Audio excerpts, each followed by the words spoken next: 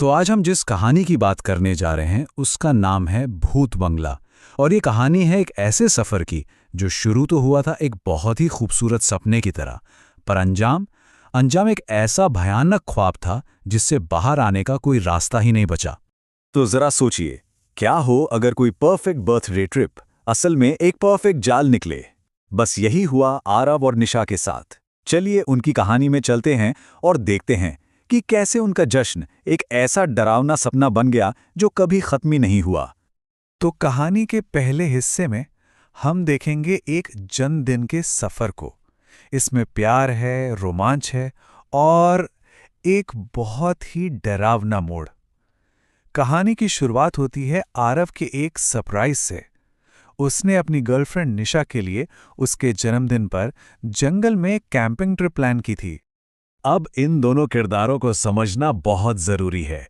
एक तरफ है आरव, एक फोटोग्राफर जिसे हकीकत को कैमरे में कैद करना पसंद है, और दूसरी तरफ है निशा, जो एक राइटर है और उसे पुरानी, रहस्यमयी, टूटी-फूटी जगहों में दिलचस्पी है। मतलब एक को सच्चाई दिखती है तो दूसरी को कहानियां। और शायद शायद यही फर्क था जो उन्हें एक बहुत बड़े खतरे की तरफ खींचकर ले जा रहा था। अब आता है कहानी का दूसरा हिस्सा, रुधिरपुर गांव, एक ऐसी जगह जहां खामोशी भी चीखती है। उनका सफर उन्हें एक ऐसी जगह पर ले आता है जहां कदम रखते ही एहसास हो जाता है कि यहां कुछ भी, बिल्कुल भी ठीक नहीं है। तो होता यूं है कि करीब 2 घंटे की ड्राइव के बाद वो लोग एक गांव में पहुंचते हैं जिसका नाम था रुधिरपुर। और जैसे ही उनकी गाड़ी गांव में दाखिल होती है, निशा को ना एक अजीब सी बेचैनी महसूस होने लगती है। शाम के सिर्फ 6 बजे थे, लेकिन गांव में एक भी इंसान नहीं दिख रहा था। चारों तरफ बस मौत जैसा सन्नाटा। और वो माहौल इतना भयानक क्यों था? सोचिए, हर घर के बाहर एक मशाल जल रही है। हर घर का दरवाजा खून जैसे लाल रंग से रंगा हुआ। उन दरवाजों पर काली स्याही से अजीबोगरीब मंत्र लिखे हुए थे। और सबसे सबसे डरावनी बात तो ये थी कि पूरा का पूरा गांव खाली था, एक भी इंसान नहीं। कहानी का तीसरा हिस्सा, एक अनदेखा मेहमान। और यहीं से खौफ की पहली दस्तक सुनाई देती है। अब आरव तो फोटोग्राफर ठहरा। वो इस अजीब से माहौल को अपने कैमरे में कैद करने के लिए गाड़ी से उतर जाता है। लेकिन जैसे ही वो अपना कैमरा फोकस करता है ना, उसके लेंस के बीचों बीच अचानक से एक बूढ़ी औरत आ जाती है, लाल साड़ी पहने हुए, और उसकी आंखों में सिर्फ और सिर्फ खौफ था। वो औरत चीखती है। उसकी आवाज में एक चेतावनी थी, बंगले से बारात निकलने वाली है, जल्दी से कहीं छुप जाओ। और इससे पहले कि आरव कुछ भी समझ पाता, वो औरत पलक झपकते ही हवा में गायब हो गई। अब आरव तो बुरी तरह घबरा गया था। वो जैसे ही पलटता है, एक और खौफनाक नज़ारा उसका इंतजार कर रहा था।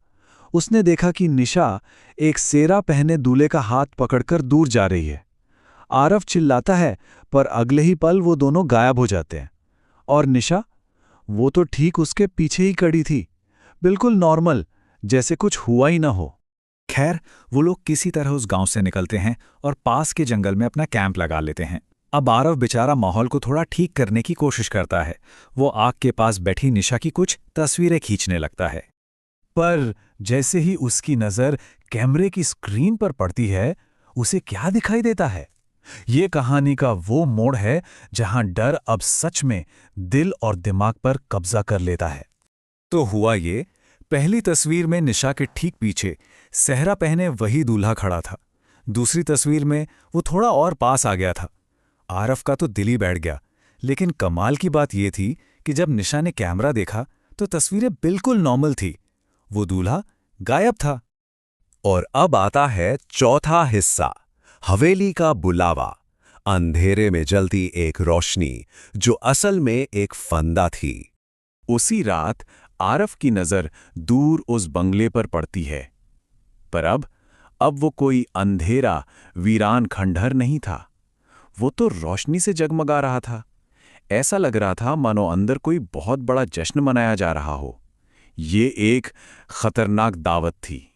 तो अगली शाम वो दोनों अपनी उत्सुकता को रोक नहीं पाते और फैसला करते हैं कि उस अजीब चमकती हुई इमारत के पास जाकर देखेंगे।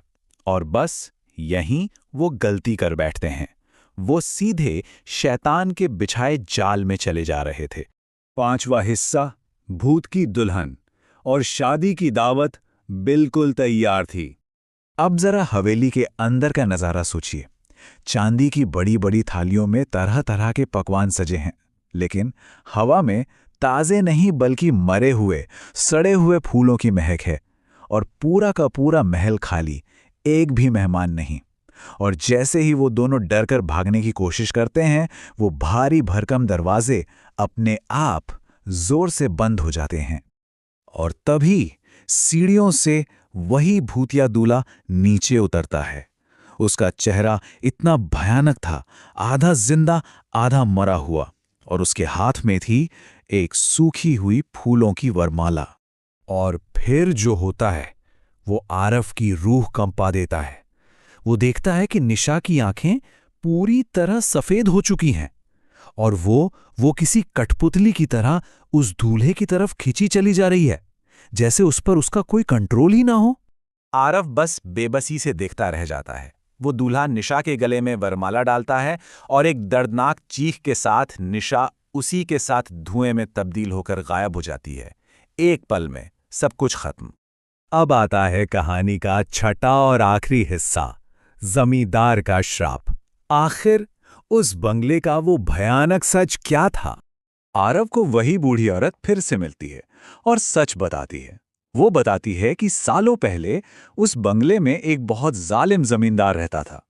वो काली ताकतें पाने के लिए हर अमावस की रात एक नई लड़की से जबरन शादी करके उसकी बलि दे देता था। तंग आकर गांव वालों ने उसे बंगले के साथ ही जिंदा जला दिया, पर उसकी आत्मा वहीं कैद हो गई और अब उसकी आत्मा हर अमावस को एक नई दुल्हन ढूंढती है। और जिस रात निशा गायब हुई वो अमावस की ही रात थी। और आखिर में उस बूढ़ी औरत के शब्द आरव के कानों में और शायद हमारे जहन में भी गूंजते रह जाते हैं, जो एक बार उस बंगले की दुल्हन बन गई वो कभी वापस नहीं आती। ये कहानी हमें एक ही सवाल के साथ छोड़ जाती है, क्या कुछ दरवाजे ऐसे होते हैं जिन्हें कभी भी नहीं खोलना चाहिए?